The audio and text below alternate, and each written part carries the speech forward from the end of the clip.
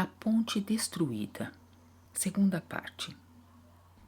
Pensai mais uma vez no simples acontecimento que se processa na severa regularidade da lei.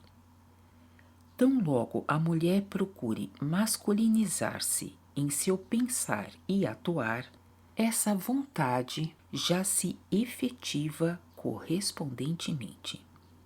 Primeiramente, em tudo o que da parte dela estiver intimamente ligado com a entealidade, depois também com as matérias finas, bem como, após um bem determinado tempo, na parte mais fina da matéria grosseira. A consequência é que, nas tentativas de um atuar positivo, em oposição à missão de uma mulher terrena, todos os componentes mais finos de sua espécie feminina, por serem passivos, são repelidos e, por fim, se desligam dela, porque estes, perdendo pouco a pouco em força devido à inatividade, são tirados da mulher pela igual espécie básica. Assim fica então destruída a ponte que capacita a mulher terrena, na sua espécie passiva, a receber irradiações mais elevadas e retransmiti-las à matéria mais grosseira, na qual ela, mediante seu corpo, está ancorada através de uma bem determinada força. Contudo, essa é também aquela ponte de que uma alma precisa para a encarnação terrena no corpo de matéria grosseira. Faltando essa ponte, fica impossibilitada a entrada a cada alma no corpo em formação, pois ela mesma não consegue transpor o abismo que assim teve de surgir. Se essa ponte, porém, for apenas parcialmente destruída, o que depende da espécie e da intensidade da masculinização desejada na atividade de uma mulher, podem, não obstante, encarnar-se almas que, do mesmo modo, não são completamente masculinas nem inteiramente femininas, constituindo, portanto, misturas sem harmonia e sem beleza, as quais, mais tarde, encerram toda a sorte de ansiedades insatisfeitas, sentindo-se constantemente incompreendidas na sua existência terrena, e vivendo, por isso, em constante inquietação e descontentamento com si mesmas e com seu ambiente.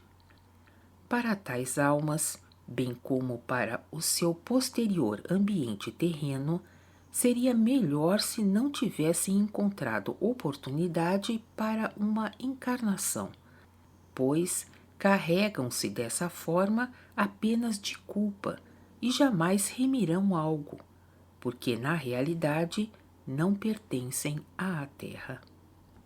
O ensejo e a possibilidade para tais encarnações não desejadas pela criação e, por conseguinte, pela vontade de Deus, apenas os oferecem àquelas mulheres que, em seus caprichos e em sua vaidade ridícula, bem como na sua indigna mania de um falso valor, se inclinam para uma certa masculinização, não importa de que espécie seja.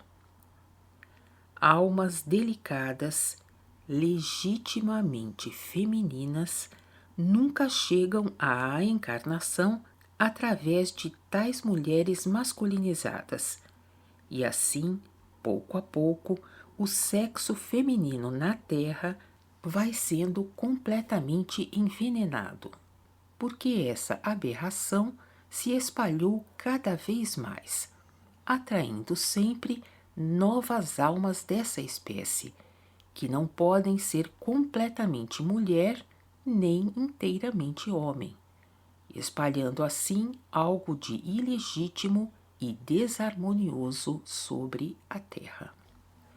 Felizmente, as próprias e sábias leis da criação delinearam também nessas coisas um limite bem definido, pois, com um tal desvio, violentamente forçado pela vontade errada, surgem primeiramente partos difíceis ou prematuros, filhos doentios e nervosos, com desequilíbrio dos sentimentos, e por fim ocorre, após um bem determinado tempo, a esterilidade, de maneira que um povo que permite a sua feminilidade aspirar pela masculinização a ela imprópria está condenado a uma lenta extinção.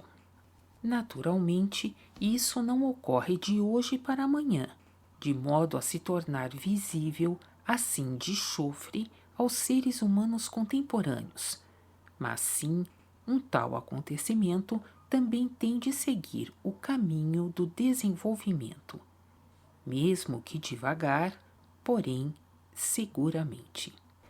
E já é necessária a passagem de algumas gerações, antes que as consequências de um tal mal da feminilidade possam ser retidas ou remediadas, a fim de conduzir novamente um povo da decadência ao saneamento e salvá-lo da completa extinção. É lei inabalável que lá onde o tamanho e a força de ambas as barras da cruz da criação não consigam vibrar em completa harmonia e pureza, onde, pois, o positivo masculino, bem como o negativo feminino, não estejam igualmente fortes e sem torção, entortando-se dessa forma também a cruz isósceles, seguir-se-á a decadência e, por fim, também o descalabro, para que a criação novamente se torne livre de tais absurdos. Por essa razão, povo algum pode ter uma ascensão ou ser feliz, se não apresentar a legítima e genuína feminilidade, em cujo secto tão somente pode e tem de se desenvolver a autêntica masculinidade. De mil formas são as coisas que, nesse sentido, estragam a legítima feminilidade. Por essa razão, também, todas as consequências disso se apresentam completamente diferentes, mais ou menos incisivas em seus efeitos prejudiciais. Mas, de qualquer forma, apresentar-se-ão sempre. Não quero falar aqui ainda das imitações levianas por parte das mulheres, dos maus costumes dos homens, aos quais se conta, sim, em primeira linha, o fumar, pois essa é uma epidemia completamente à parte, que constitui um crime em relação à humanidade, que um ser humano, por enquanto, nem ousa imaginar. Ao reconhecer melhor as leis da criação, a arrogância injustificada e impensada do fumante de entregar-se ao seu vício, inclusive ao ar livre, pelo que fica envenenada a dádiva de Deus do ar fresco e construtivo, que deve permanecer acessível a cada criatura, muito rapidamente desaparecerá, notadamente quando tiver de saber que esse mau costume forma os focos de várias doenças, sob cujo flagelo a humanidade de hoje geme.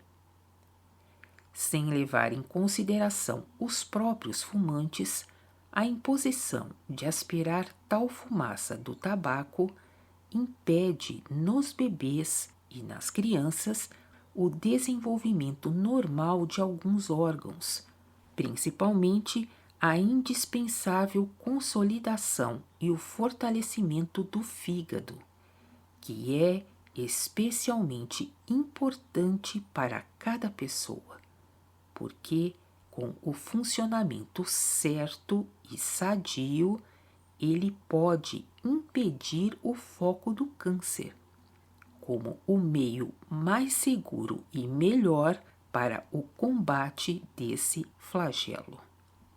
A mulher de hoje escolheu, na maioria dos casos, um caminho errado.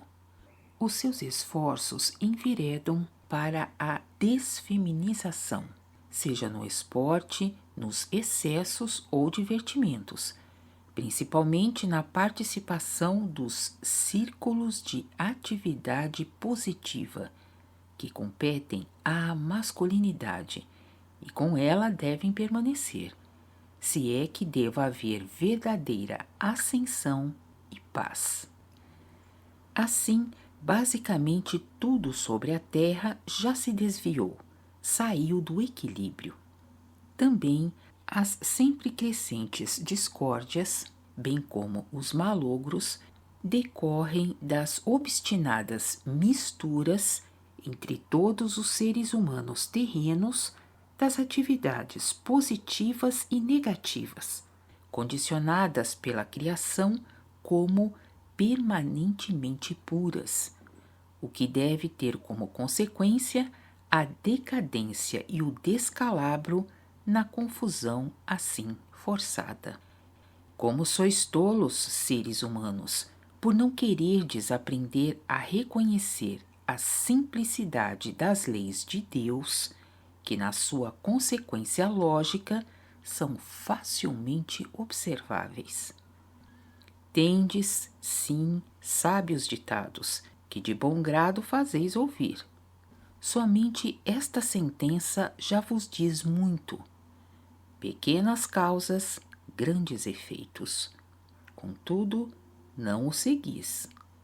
Em tudo o que acontece em torno de vós, que vos ameaça, aflige e oprime, nem pensais em procurar primeiro a pequena causa para evitá-la, a fim de que os grandes efeitos sequer possam surgir. Isto é demasiadamente simples para vós. Por essa razão, preferis primeiramente atacar os efeitos graves, se possível com grande alarde, para que o feito seja plenamente avaliado e vos traga glória terrena. Assim, porém, nunca alcançareis a vitória, mesmo que julgueis estar sobremaneira preparados para isso, se não vos dignardes a procurar com toda a simplicidade as causas, a fim de, evitando todas as causas, banir também as graves consequências para sempre.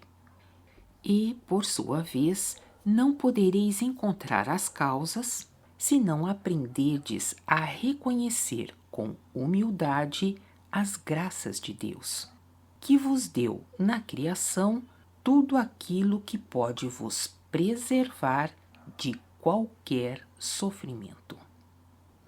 Enquanto vos faltar a humildade para receberdes, agradecidos, as graças de Deus, permanecereis emaranhados em vosso errado atuar e pensar, até a derradeira queda, que terá de levar-vos à condenação eterna.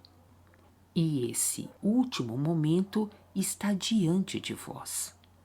Com um pé já vos encontrais passando a porta. O próximo passo vos fará cair numa profundidade infinita. Refleti bem sobre isso.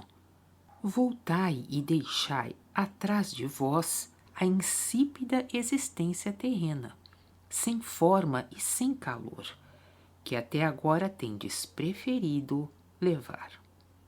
tornai-vos finalmente aqueles seres humanos que a vontade de Deus ainda quer tolerar futuramente na criação. Com isso, lutareis para vós mesmos, pois o vosso Deus, que em graças vos concedeu a realização de vosso anseio para uma existência consciente nesta criação, não necessita de vós. Lembrai-vos disso em todos os tempos e agradecei a Ele com cada alento que vos é permitido executar devido ao seu indizível amor.